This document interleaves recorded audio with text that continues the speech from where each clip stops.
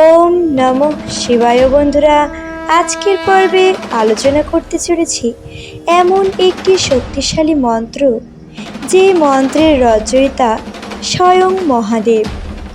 এই শক্তিশালী মন্ত্রটি জপ করেই রাবণ হয়ে উঠেছিলেন মহাবলশালী, এবং শাস্ত্রানুসারে এই শক্তিশালী মন্ত্রটি যদি নিত্য আপনি রাতে ঘুমানোর ঠিক আগে 3 বার জপ করতে পারেন, তাহলে আপনার মনের সকল ইচ্ছা পূরণ হবে।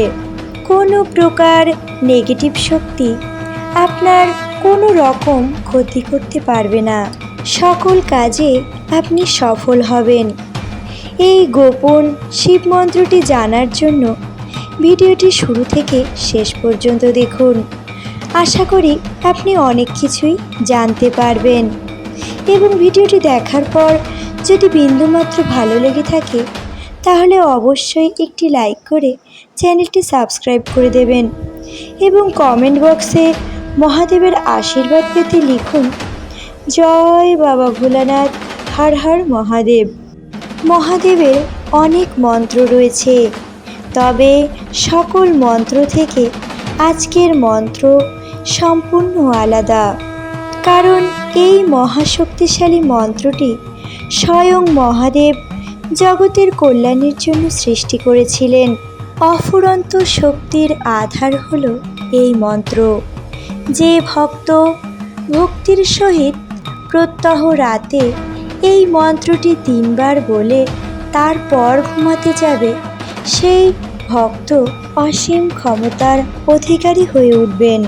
বলা হয়ে থাকে, রাক্ষসরাজ রাবণ এই শক্তিশালী মন্ত্রের বলে মহাদেবকে তুষ্ট করে সর্বত্র বিজয়ী হওয়ার বরদান লাভ করেছিলেন, এবং এই মন্ত্র বলে তিনি নবগ্রহকে আটক করে রেখেছিলেন। তবে বন্ধুরা, এই শক্তিশালী মন্ত্রটি মহাদেব সৃষ্টি করেছিলেন সৃষ্টির কল্যাণের জন্য। অত্যন্ত শক্তিশালী এই মন্ত্র। এই মন্ত্রটি অবশ্যই আপনারা জগতের কল্যাণের জন্যই ব্যবহার করবেন। কারো ক্ষতির উদ্দেশ্যে এই মন্ত্রটি একেবারেই ব্যবহার করা যাবে না, নতুবা আপনার অবস্থাও রাক্ষসরাজ রাবণের মতোই হবে।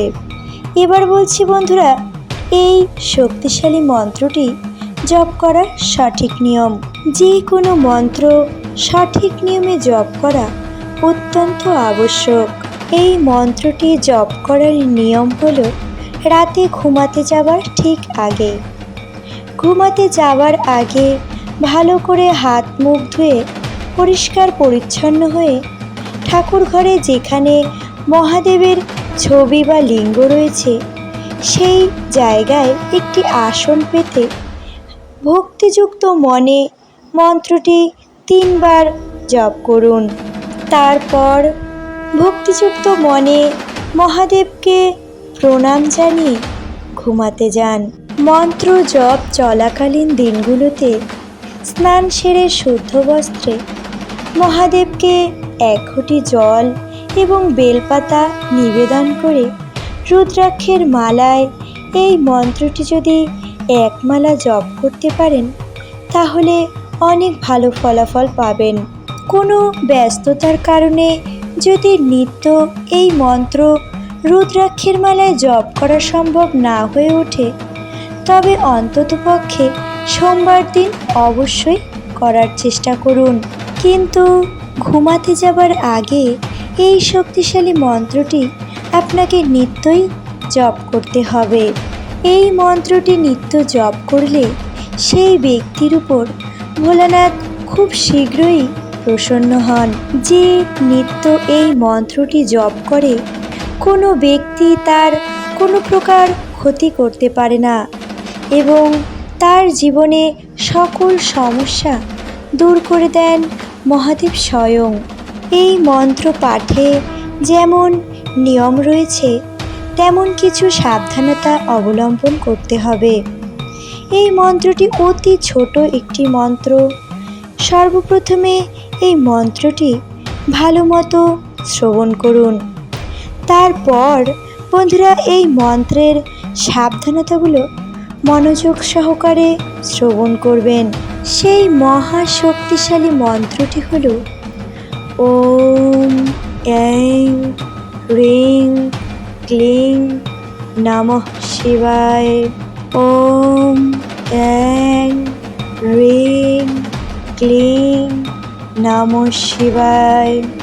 ओम ऐं ह्रीं क्लीं নমঃ শিবায়।